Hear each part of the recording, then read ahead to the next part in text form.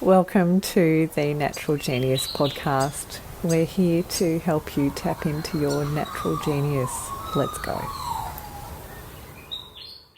We're about to hear from Marisa, and every interaction I've had in the organising of this conversation has been so warm-hearted, uplifting and fun. I'm so much looking forward to meeting her, and she has been recommended by Lucas, who has already been on the podcast. So check out the show notes or have a scroll through the archive of Natural Genius episodes to listen to his talk as well to gain context. And Marisa's background is as a transformation coach, a yoga teacher. She's the creator of Seated Sound, an amazing app. She's a subconscious healing expert, a speaker, an energy healer, and an embodiment teacher. So get ready for a wonderful conversation with Marisa. Marisa, welcome to the Natural Genius podcast.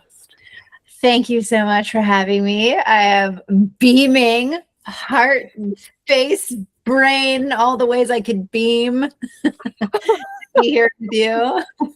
Really. Well, I've got to tell you that the day here is like a beaming blue sky, sunshine. It's a winter day and it's also just delightfully warm in the sun. So it's like the weather has decided to join in with our fun of meeting. And I'm in sunny Southern California. They are literally filming Baywatch 2.0 in my front yard, which is like my 12-year-old childhood dream. And I did my best, and I think it worked out that I was an extra in the background yesterday. So I'm beaming California sunshine your way as well. How's that for a lead out? Got Baywatch happening in the background. Oh my, no. I don't know if that's how it goes. It's something like that. Fun. And tell me, how did you meet our mutual friend Lucas? I loved the way that this podcast introduced me to great people. I have the best story about Lucas. He won't be mad at me because I'm just gonna be really honest. Okay, so he and I both we have been such good friends for a long time, but it wasn't always that way. Frankly, I thought he was a bit of a prick when I first met him, and he wouldn't be mad at me for saying that because he would admittedly say that is pretty correct. We were both in the service industry for a long time. So my previous world life, which feels like another lifetime ago, was I'm a sommelier. I was in the food and beverage industry. No way. Yes, my partner is a chef now. And I've been in that world for a long time. And Lucas and I were working together many years ago at a very high end, the spot in Aspen. And he was the DJ. And Lucas is an incredible DJ. I don't know if that got brought up on your conversation. He's incredible. Back then, he was he's also very charming and good looking. I think that everyone can agree that is just a fact. And he used to use it a lot to his advantage, and that was that version of Lucas. And so he and I were like, okay, yeah. But then he went through this incredible transformation, which I can relate to as well. And he just has so gotten into his heart and so dedicated to being in love with the true essence of who he is. And so in that process, we've become like very, very, very tight. And so I feel like he's like a brother of mine, which it's nice to have a man like that on this type of journey, so we always look out for each other in our projects and life and dating and all the things. Oh, I love hearing this. I was watching something yesterday and it was talking about somebody as a gentleman. Mm-hmm. And I really do love the kind of deeper essence of that. My beautiful grandpa was a real gentleman. Mm-hmm. And I love sort of seeing different friends of mine grow into that state, especially as they head towards eldership. I love hearing about his background because obviously I'm meeting him at that tail end of that story. Yes. And yeah, it's pretty incredible. Speaking of being a gentleman, he has really cultivated this authentic masculinity within him where he leads, but from his heart instead of the other. parts that he used to lead from before. And it's so trustable, and it's so just nourishing to be around the masculine energy in that way. So he's wonderful. Oh, I love that at the start of this we gave him a tribute. So tell me about you. One of the things that I just admire and I have completely reveled and enjoyed from the get-go of you and I being introduced is how joyful you are. So how do you stay in that state of joy and joyfulness so often and exude excitement uninhibitedly? It's like, I don't know. I do know, but it's, I work at it, but I also feel like it's what I was born on this planet to do, is just to be. I had a reading once with a very wise, it was almost like an eat, pray, love journey that I went on many years ago. And I had an astrology reading for the first time, and I walked into this shack in Ubud in Bali. And I was definitely in a dark place. I'm not always this way. I deeply understand the polarity of the depth of the dark in order to be this light. And so I just want to say that I was in a dark place. And I walked into this man's hut, and it was a Vedic astrology reading. And he said, your purpose is to give good energy.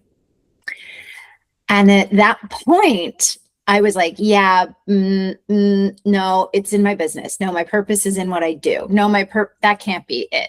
And the older I get and the more yes. So thank you for that reflection, because I think our purpose can be that simple. And if we can remember that, it is enough.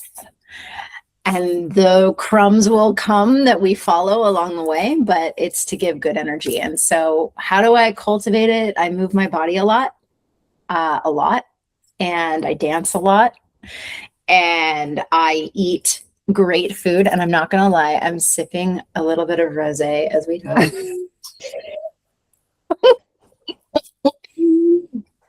Just a hint. Because I am. Everyone needs to watch the YouTube of this, right, or the video of this. Look at the color; it's so beautiful. I can smell it from here. Galileo said that wine is water held together by sunlight, and I don't even know if it makes sense, but I love it. So I really cultivate my humanity as a way to be in my enlightenment. And I think that cultivates a sense of joy, because I truly both love being in this body and the senses and the tastes and all the things, but also the not being stuck in it and the ways that I go way quantum. So that's my long-winded answer. I love that. It's so perfect. Tell me about the dancing and the moving. What sort of dance do you do? And just tell me more. Well, I grew up dancing, and it was in me from a really young age. Ballet, hated the rules. I'm an Aquarius 7 Sag rising Leo, so I can't be told what to do. And then I grew these voluptuous curves, which you can't totally see, but I wasn't going to work out for as a ballet artist. So then I was fortunate to be raised by parents who cultivated. I went to a performing arts school for most of my younger education, weaving in that element. And then I was a competitive dancer through about college, realized I wasn't going to continue doing that professionally. So I took a long hiatus, as most of us dancers kind of do. You get just it's not available, nor is it the priority, rightfully so. Well, now I'm a yoga teacher. I've practiced yoga. I was raised by yogis for most of my life, but I also have the practice that's called the Body Alive. I am not the creator of this. I'm trained in it, but I'm a big fan. Jane Gottlieb is the founder. If you ever want to check it out, it's a combination of literally like loud music, low lights, heart-centered, but very activating, fiery type of practice with tribal and a lot of drumming and like getting into that root. Some elegance of salsa, it's not choreography per se that you have to use your brain. The idea is to get out of your head. Don't worry if you know how to dance, just move your body, which is why the music is how empowering. Wow. some beautiful yogic movement, and then some twerking, kind of dirty hip hop. So you get to explore the archetypes of the range that it is to be a human, whether you're in your feminine or masculine. Some brave men do come to the class. Lucas has done it once or twice, maybe once, and he was like, never again. But that's what I do at least twice a week.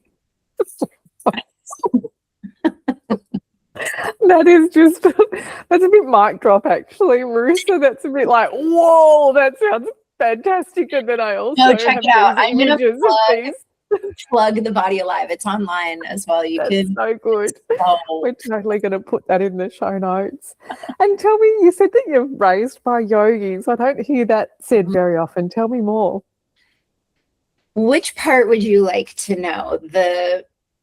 Which part? What? How deep? Tell me how. Well, I love the depth, so go for depth. And tell me. I guess you could be raised by yogis and not get into yoga, but tell me how that formed, perhaps the start of your life, and even the depth that you've cultivated, or the practice that you've cultivated. Heard. My parents met in massage school, so they were body workers in the like late 70s in San Diego. And my dad always says that the sheet fell off of her and he was hooked. It paints a picture. Oh, this is so fun already. I loved yoga and moving my body and connecting with my breath as just our body workers. I was raised in a very holistic household. Yeah. I'm not gonna lie, that was not what I learned. I'm gonna be very honest, was part of what I really do now, and what I'm so aware of is the distortion that can happen when you are in a very spiritual environment without the depth of real internal work. And my parents were incredible. They did absolutely the best that they could. They were wonderful and loving and created this beautiful environment for me. And at the same time, there was a lot of cognitive dissonance happening because there was chaos, and there was also this, I'm going to just call it what it is, spiritual bypassing of like light and love. And I think as a young child, I started to associate those types of things and being a healer with distortion, and not grounded in the real world, and not being able to have the emotional maturity to meet hard moments and to be fiscally responsible and show up with a level of integrity. And so they did, like I said, amazing humans. They did their best. And I went the opposite direction when I had a yoga practice in my early childhood. And then I took a long hiatus around 13, was like, crystals are bullshit. No, no, no. I'm not doing this. Nope. Gonna be. They are the tool of bypassing. I'm not. That I'm going to be quote unquote normal and cool, and I'm going to get a degree and be successful in the real world. And so I polarized.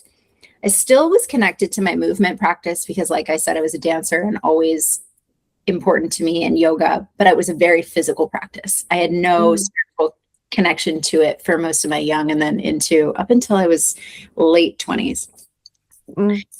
So now, full circle, the kind of, we all have one, either a big one or many small ones, that kind of dark night of the soul awakening process through heartbreak in my late 20s and early 30s brought me full circle back to my yoga practice, but through, okay, I'm going to teach this. This is actually, I am the healer that I thought I despised all along. Shoot. Okay. Surrender. And Surrender. We will not be told what to do. Yeah. So it brought me back into actually learning how to teach, and that's training. I now, it's one of my favorite things to do, is the magic of being able to be inviting people in a room into their embodiment is such a joy. And so I do that through yoga and through sound and dance and energy healing and all kinds of stuff. Now, you are amazing. Tell me, the word spiritual bypass are used a lot at the moment. What is it? What do you observe in others? What do you think it means? What can help with that? Such a good question. Our language, especially in English, is limited. And I think there is a lot of rhetoric around high frequency and being able to manifest when you are in alignment of joy and light and love. And there's so much truth to that. But the definition to me is not necessarily happy and joyful. And thank you for starting the conversation that I admit that. I believe it is our capacity to sit with all the range of our human experience with grace. That is the true ability for us to feel alive and for us to navigate our lives with a sense of just presence, just being able to experience it all without making so many stories that keep us stuck. And I think that spiritual bypassing is a fake it till you make it attitude that is like almost like a dress that you would put on, like an outfit you put on, but it's not who you are from the inside. It's not your skin. It's not who you are on being. And when we spiritual bypass things, we are unfortunately just kicking the can down the road. Trust me, I'm an expert at this. I've done this 1 million times, which is why I can speak to it. I'm pro. However, when I learned early.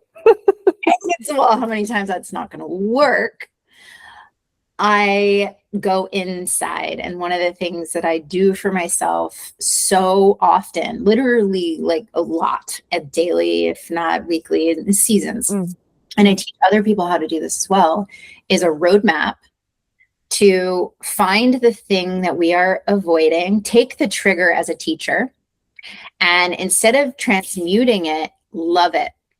Instead of changing it or fixing it or improving it, understand it. And there's a step-by-step process to do that because, of course, we have our egos and our patterns and our ways that want to keep us safe. And safe means the same. And different is dangerous. So we need a little roadmap. We need a little step-by-step process that says, hey, I can work with these triggers and I don't have to just beat myself up or fake it, one of the two, to just jump into light and love and oh my God, it's so amazing. And I know what it is to fake an orgasm. I'm going to bring it to sex. Like, I know what that's like. Like, we should use our trigger to like wake up our aliveness. And that takes some time authentically. And, you know, not to get all sexual, but it's fun, like some foreplay, which is to like give your time, love, and attention and commitment to the truth and to get to the real juicy root. So that to me is like what spiritual bypassing is and how it doesn't really get us anywhere. Well said. It's lovely to hear your response because, as I said, we hear those words often. Even getting into our shadows or our dark spots. And I think it's quite interesting. All that you've said makes so much sense, and it also sometimes in these times to make something simple amongst so much information that we can go into and so many different modalities and protocols and processes, it's lovely to, I think that sometimes we can actually leapfrog, not necessarily bypass, but I do think that what you've just described is a process that of acknowledging the challenges or acknowledging the traumas and then being able to use them as a gift. Mm-hmm. And somebody recently said, you've got to have a pause for a celebration because it's arrived. And you're like, I get to be on the other side of this soon. And soon can be hours, days, weeks, months, years, can't it? Decades. But thank you for explaining that. And I do love that we went into talking about your parents as well, so that we could have more context as to your wisdom around that.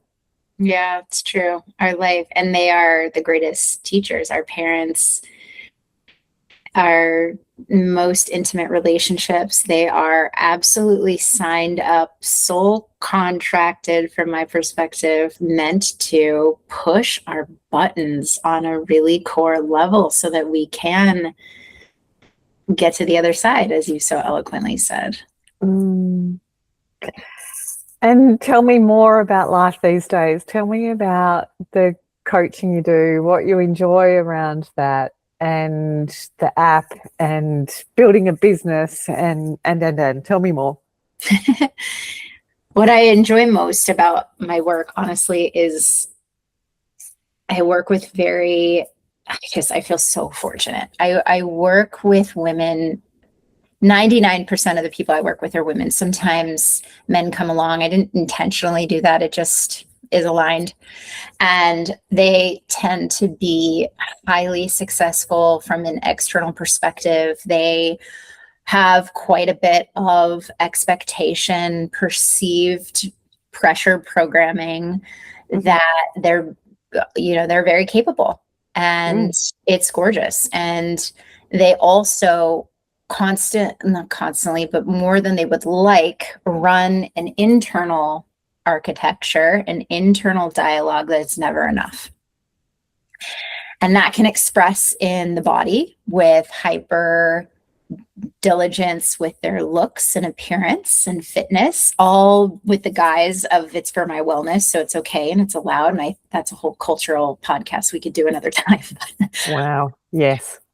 The other component is around, honestly, a lot of my clients have a lot of resources that they did not, either they procured themselves because they felt like they had to and it was expected and that was just what you do, or they have it through their partner or an inheritance or something like this. And so what happens with that, I see, is a longing for who am I? Without any of this stuff. And there is a blank emptiness of longing for the people I get to sit across from, and I can help them. I think one of my, I don't even need cognitively understand it, but I see patterns, and through my own surrender and ability to say yes to being able to channel and do some very interesting dynamic quantum energy work with that. It's like I can work with the body, with the mind, with the energy to bring this coherence back, this remembrance back, not just in like, yeah, I remember who I am and kumbaya, but like it's an energetic cellular shift. And we can work with the habits and the mindset to be able to say, no, I am going to choose on purpose with radical responsibility differently. And so that's the work that I do daily. I was really inspired, that's quite a bit of time, effort, energy, just commitment. And I love that. And I got really inspired a few years ago to create something that was an easier integration tool, one tool in the toolbox that's like an easier yes, because there are so many protocols, as we know, out there. And I wanted to not only be for healing for adults, but also preventative for the inner child consciousness, because so much of the work that we do is around the inner child, right? And the programming we received when we were little. So I built the app, which it's called Seated Sound, and I am a certified sound healer in the sense of I just understand vibration as the language of the universe, and sound is a very efficient way for us to rewire our nervous system and our cells and who we are, and it's also enjoyable, right? So music, since the beginning of time, makes sense. And also the affirmations and the intentional subconscious work around. So, for example, the app itself, I just wanted to make it easy. Let's prove it. So I've gotten a lot of science behind it and built this for 2 years with a lot of research. But the idea is you pick your category, whether it's sleep or nervous system regulation, performance, not only for adults, but also there's a kids library. So kind of like Netflix, you can say who's listening. And you pick that, and there's about 100 times these affirmations repeat, but they're subliminal. So 12 to 18 decibels. So little whisper idea is that your prefrontal cortex, which is so smart and has all these objections of why that's not true, gets kind of like bypassed, right? We go more into the hypnotic subconscious mind. And the soundscapes, you choose those. So we have all original artists, and everyone, even the sounds of nature. It's a microphone in the river in Aspen, Colorado. It's real. And everything is hertz frequency and binaural beats, very intentionally through artists who made them. And the app puts it together for you. So you get to put it on for 8 hours, 10 minutes while you're working, while the kids are getting ready for school. I use it a lot right before bed. And you can just have it on in the background because you can't actually hear, like it's a little whisper. So that launched globally at the end of last year, and I just want congratulations. Oh, this is brilliant. Oh, so many just ding, ding, ding, so many different thoughts came as you were describing that. And a dear friend has he loves sound recording, and he did an exhibition where it was in a beautiful venue in Melbourne, one of the symphony or kind of music venues in Melbourne was live streaming sounds from the forest as people came in getting ready to listen to recitals. And I just love that he has such a desire to capture beautiful sounds, and like you just said, a river in Aspen.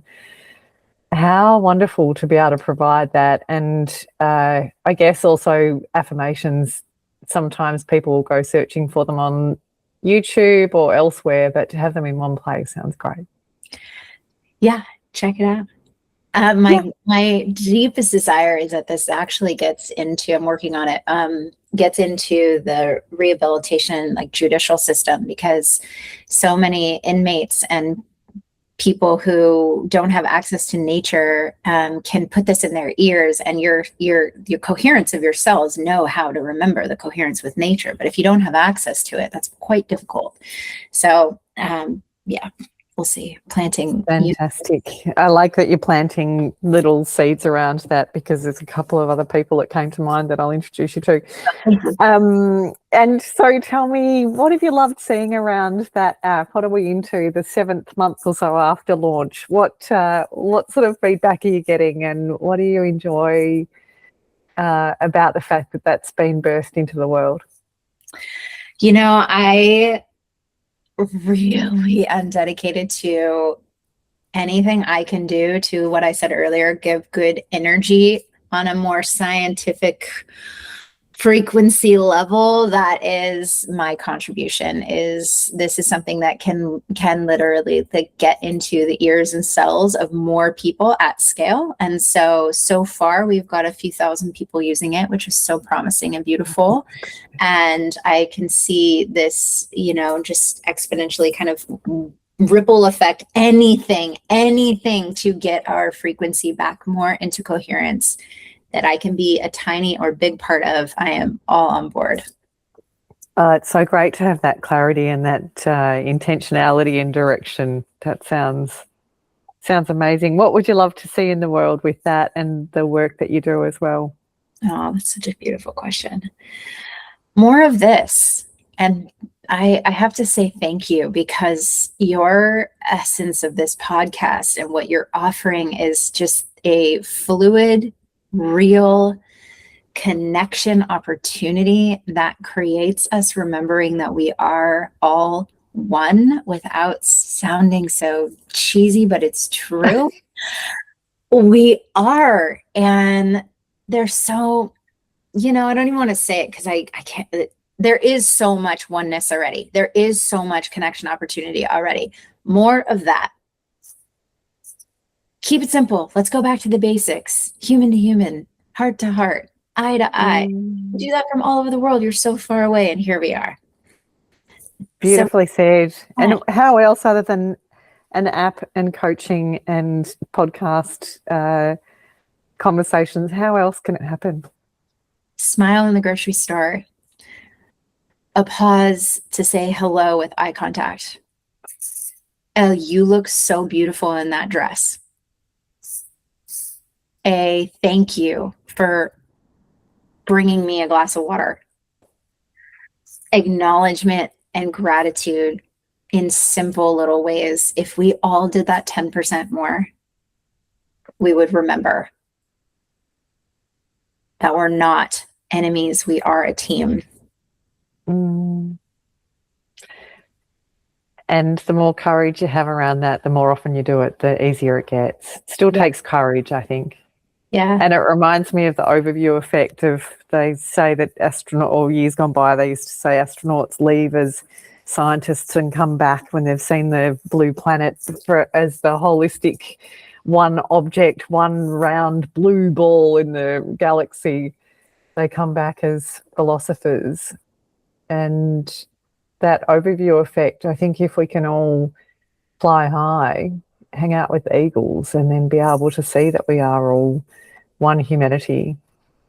And I do love having read different accounts from astronauts, and I also love looking at the International Space Station. Oh, I literally, on my drive out here from LA, I listened to Atmosphere. Have you heard about this book? You have to read it. It's so good. It's the, oh my goodness, I am forgetting her name in the moment. The author who wrote Daisy Jones and the Six. She's written some other amazing. I just love her style of writing. Is very relatable and so deep of storytelling. It's a story of the first female astronauts that went into space, and what you're saying is so in line with this. So it's very much in my consciousness as well. It's like just listen. That's so fun. Well, the only thing I was going to say about that, I think you've picked it up already, is the fact that it seems ridiculous that we would be fighting as a human race. Yeah. So I love that you're encouraging oneness, and I love that it's the simple things to do. I love that you said that. And I don't think that it is ridiculous, and it's also very understandable. And I'm going to zoom way out here for a moment, if that's all right, that you mentioned before you even came on to do some energy kind of ancestral healing work. And I really believe that we are on this planet as this incarnation, but it's been happening so many iterations, and you don't have to believe that. But where I'm heading with this is that I really believe that humans experience duality on this planet, and we're supposed to, and it's okay. And it is possible for the quote unquote new earth and I really believe that we are on the precipice of that. And that means more of us have gone inward to resolve the inner war, the inner conflict, and to meet those parts of ourselves with more compassion.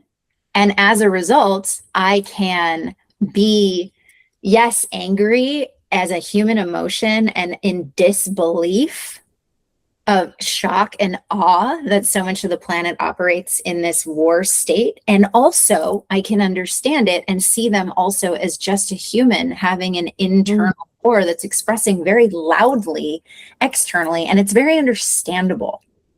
Like, I think demonizing it or making it wrong, and I've even gone so far. I have some Jewish lineage in my heritage, and I don't relate to it from a religious perspective. However, in my spiritual intention work, I asked, could I have love for Hitler? Could I contemplate that? Could I that within myself, even a glimmer of it? Is it possible?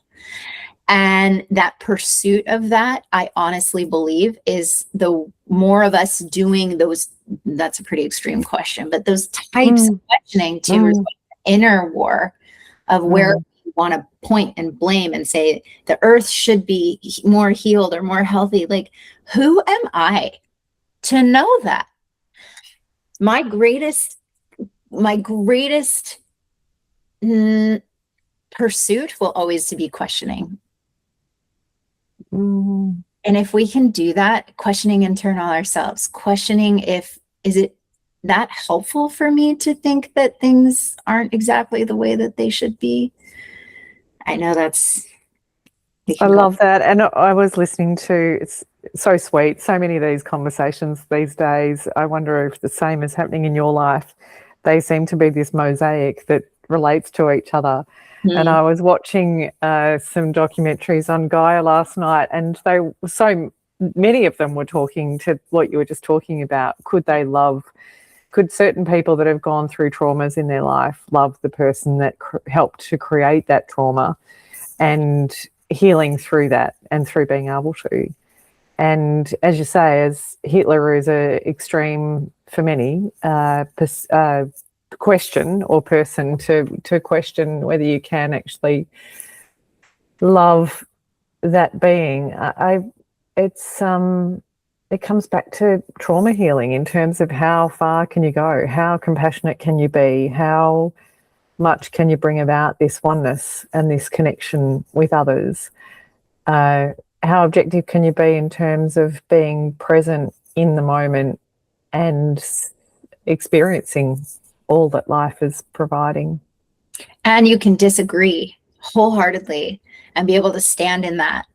But there's a disagreement that pushes people away and they can't hear you. I have a degree in communication, and one of my teachers, it will stick with me forever. People cannot hear you unless you meet them in the communication style that resonates with them. What is the point of yelling at a brick wall? What is the point of that? So I can disagree, but can I open the conversation, or am I just here to defend a stance that is going to get us nowhere? We have choice. And what a great education to have in your toolkit, in amongst everything else that you've done, to be able to meet people where they're at. That's so cool. I don't do it perfectly with my partner all the time. He would be like, yeah. Shout out to the partner. I took class. Don't let him listen to this. He's like, try again, honey. I love the honesty. So real. That is one of, by the way, a takeaway that we have implemented in our relationship. We've been together for 7 years and we're very much in love, but we have one of those fiery relationships. And this is our code word is, take a breath. I'm not sure that you meant to say it that way. Do you want to try again? Or can I try again? Can we try again? And it's been we do this. It is so helpful. Can we try again? Oh gosh, that sounds like a great one for so many people. Just I try it. would like that. Just try Can I again. just pull that back into my mouth and do that again? Or do you want to try again without Oh, that is great. daggers? The podcast recording that I had this morning, Marisa, the beautiful Victoria, she said that her husband sometimes says to her, I think you might need to go for a run. Yeah. Because she loves running, and I just thought, what a great way to diffuse things. Because she loves running, it gives her peace and space and a moment. And if things are getting intense, maybe a moment is what's called for. Yep. Love that. Maybe you need to go for a run. Yeah. I'll be here. Tell me, is there anyone that you want to give a bit of a shout out to? Anyone that's inspiring you or that you're enjoying seeing what they're doing in the world at the moment, or any other subjects that you might want to talk to? That's a great question. There are so many inspiring people I have access to right now. I really am inspired by our the World Cup just happening in the US, and I'm really inspired by people who are making fun of Americans online that we just learned soccer and now it's over. I'm so inspired by our I'm not going to get into the president part because I'm not in, but I am inspired by the way that we as a Western Hemisphere Americas showed up to represent, to learn and host. And I saw it tangibly so much, this humility of sportsmanship that you can, in our culture, you have American football is, and many of the things is very versus very aggressive. And here, what the World Cup taught us, I see that this is real, we can be friends, we can be frenemies. I think that the World Cup taught us mutual respect and sportsmanship of all countries. And I'm just so inspired that we got to be hosts for that, and that we got to also learn how to do it better. So. Oh, that is just the coolest. I have often, politics has often disappointed me, and a friend said you'll like it once there's more care in it. Yeah. And I thought, oh, so true. But the sportsmanship is a really great word. I think that it comes back to us talking about gentlemanly ways. Yes. I think that they're both great aspirational words or intentions. So true. So true. That's so delightful. I never would have known that you would have talked about the World Cup when I asked that question. Here we are, just speaking truth. Transmissions of truth. Tell me more about some of the more energetic work that you do, because that sounds like it's really special. And my experience with energetics is that it's unique to each person that learns into their skill around that or remembers, in some people's perspectives, their previous life and using those tools. So tell me about yours, if you can explain it or do your best to explain it, I think, in some situations. I would love to offer you a session if that feels aligned to you, not in this exact moment, but unless we really want to go there. And I would, because it is, like most, that type of work is hard to explain. I will say that it has evolved immensely over the last 12 years or so that I've been offering that. And in the very beginning, I realized by accident that I have the capacity for transmediumship and channeling. And so the difference between transmediumship and channeling if for those people who are unfamiliar, transmediumship is almost like the movie Ghost or Abraham Hicks or, the Z's, Daryl Anka.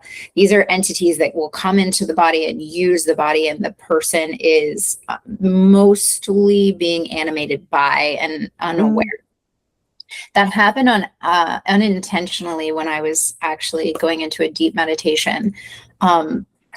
Many years ago, I think this was in like 2017, I felt an energy come in, almost like if I was in the driver's seat and an energy came in my left side, almost like I moved to the passenger seat and it came into the driver's seat. And I just started to channel, and I started to speak in a different tonality quite quickly, that it wasn't coming from me. It was just... And it was speaking to an incident that would happen in China, and that the whole world would shut down, but it was going to be okay. And it was this warning to humanity. Obviously, COVID happened fairly shortly thereafter. And it scared the shit out of me. It's like, what is this? I don't know what this is. Luckily, of course, when the student is ready, teacher appears. I ended up a few days later at a workshop that I just felt called to go to. And the woman in that guided meditation, she was like, I need to talk to you after class, which she doesn't know any of this stuff, but is it okay? So she said, hey, spirit came in while you were going in meditation. Do you know how deep you go? And I just thought it was normal. I thought everyone meditated like this. And I was like, sure. She said, do you know what transmediumship is? And I was like, yes, like Abraham Hicks. She said, you can do this if you desire to cultivate that. You can absolutely do that. And I was terrified. I remember going home and almost like just crying. I was like, I don't want to come out of the witch closet. One of my greatest fears was to become healers that I had rejected earlier. Like, this is not me. Coming out of the witch closet. That's the first time I've heard that. Or just, it's when people awaken, and I don't know if you've experienced this in some capacity, is like, it's very scary to own and open to that. So full circle, she became a little bit of a mentor of mine, got me more comfortable. I learned that you can say yes and no to gifts. Transmediumship exhausts me. It happens sometimes when I'm in an energy session with people, if an ancestor wants to come in occasionally, but for the most part, I do more channeling. So I open and close containers. It's not like I'm walking down the street just like getting messages. There are psychics in that way. I'm very intentional because I don't want to hold the planet. It fries me, and no. So I learned over years of mentorship and really honing in on, I very much am connected to the shamanic tradition. It just resonates with me. And so when the teacher found me, I found the teacher, and I did a couple of years in that work, not necessarily in plant medicine. That's not although I respect and have sat with, have had some profound experiences with that. I do not facilitate in that way. It's more of a non-psychedelic channeling, bringing in nature, elements, guides. I'm a Reiki master as well. And I also bring in the subconscious work. So it's a very dynamic, we use, half the session is like, let's get to the root of what's real. What's the thread on the sweater? One thing we can pull that we think it's all different things. It's not. Let's get to it. Use that as the intention and the energy. And then I will open space. And it's interesting for me. It's like my hands move energy around, almost like I'm a mechanic, and I can see it, feel it, sense it. I just know what needs to go. And I'm channeling messages that are either past life regression or ancestral work, or a practice, or just like a general recalibration. Do all the things, and then I'll bring you back out so that you can have some tangible practice to kind of work with after. So I offer that support as well. And I love it. It's so wonderful. The thing that I was most afraid of was that much energy moving through, I thought was going to kill me or burn me out. and it was very scary. How did But you have that sort of, how it did was that just, fear come? It was yeah, right. So it something was, maybe in your I past that don't know. you thought that might come to be. Yeah, I was just very, I think, one of the quotes that we all know is we're not necessarily afraid of failure. We're afraid of our greatest gifts, and being wildly successful. And so it just was like, who am I to have a lot of that stuff. Mm. And I didn't know if I was going to be able to handle it because it was just foreign. And now, through an ayahuasca journey, actually, I'll say just a little bit more just because it's an interesting part of the story. Oh, yeah. Um, my deep I was on antidepressants many years ago. That was my dark night. I was suicidal, totally not the person I am now, hard to even imagine. And I was dedicated to my healing, but my friends, even my nurse friends, were like, your brain chemistry cannot, it needs some help. So I did use some pharmaceuticals for a brief period of time to help with that. And I am a proponent if people need it, for sure. But I got off of it to be able to go sit with ayahuasca because I wanted to really heal. Never even barely have smoked weed or done much. I just went straight into the deep, not knowing. Like, okay, if we're gonna do it, let's do it. So I was terrified going into that experience. And I accidentally sat in the shaman helper's seat. I was in the Big Island in Hawaii, and they had been growing the vine there. It was really incredible. But I, sat there, 22 people in this beautiful hut, and not knowing what I'm doing whatsoever, thinking I'm there for myself. I didn't journey for myself.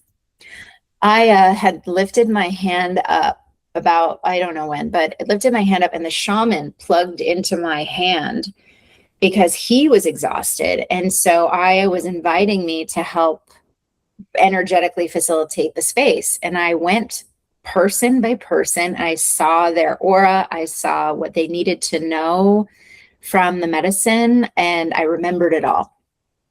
Again, never ever doing any of this before knowing what I'm doing. It does remind me of you having been a sommelier, so you kind of have to remember the wine for everyone. Just remembered it. It was in here. Yeah. Ask me about that is so impressive. +7. I'm like, no idea. But this, we got it. That is so impressive, but also how wild. It's like you just got leveled up from the start. So I got to process with people the next day, just being really honest of hey, this is what I saw. And so that was an initiation many years ago. And it took me years later to unpack it and say, oh my God, that's what look at what I do now. It's wild. So you never know. Follow those breadcrumbs as illogically as they can be, you don't know. Follow the curiosity, follow the growth, whatever makes your heart sing. Marisa, you are such a beautiful person. I have so much enjoyed this. I think we were both looking forward to it. Very much so. Been beyond expectations. Thank you so much for your time. Thank you so much for bringing this type of conversation to the world. Truly, truly, you are amazing. Thanks for listening to the Natural Genius podcast. Please share this with anyone who came to mind and visit us at naturalgenius.com.au. Thanks so much.